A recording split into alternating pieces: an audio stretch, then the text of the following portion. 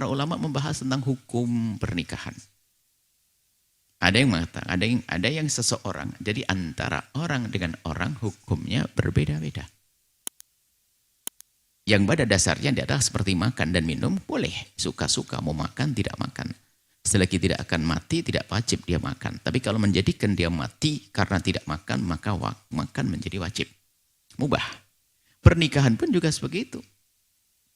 Namun ada pernikahan yang nanti menjadi sebab, menjadi wajib karena dia adalah punya kemampuan. Secara syahwat iya, secara ekonomi iya, dan godaannya besar, maka bagi dia nikah menjadi wajib. Kemudian setelah itu ada menikah menjadi sunnah. Secara ekonomi iya, tapi syahwat dia biasa-biasa saja. Akan tapi kalau dia menikah tentunya dia akan lebih mantap, lebih dekat kepada Allah, jauh dari fitnah dan difitnah. Oke. Kemudian ada lagi yang menikah adalah hanya derajat mubah, boleh-boleh saja. Bagi dia adalah nggak akan merubah. Nikah oke, tidak menikah oke. Akan tapi kalau menikah mungkin ada efek negatifnya, mungkin bisa melakukan kezaliman. Kalau tidak menikah mungkin dia akan menjadi sebab difitnah dan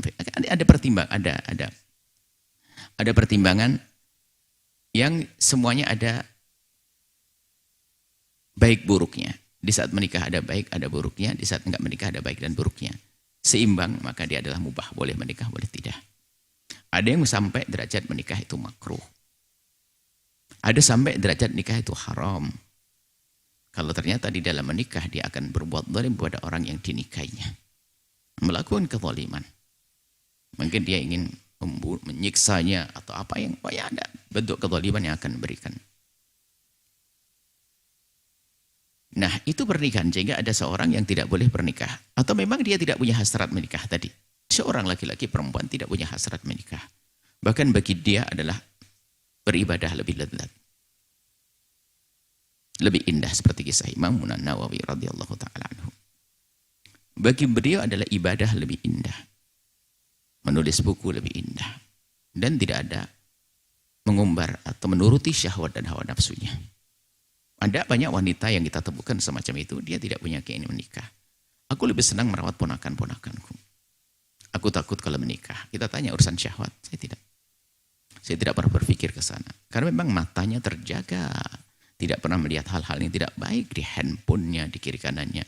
Rupanya dia lebih fokus dengan memegang tasbih, sama memegang kalkulator untuk mengumpulkan harta, untuk merawat anak-anak. Dan juga untuk membantu orang lain yang membutuhkannya. Tidak berpikir tentang urusan syahwatnya. Maka bagi dia adalah bagus. Orang semacam itu. Jadi yang tidak punya anak pun ternyata ada yang memang dipilih oleh Allah untuk menjadi wanita semacam itu, laki-laki seperti itu. Bisa saja dia mulia dengan itu semuanya. Ada yang tidak punya anak memang sudah menikah bertahun-tahun tidak punya anak. Dia punya syahwat. Sehingga dia bisa melampiaskan syahwatnya pada yang halal. Halal, bukan yang haram. Halal.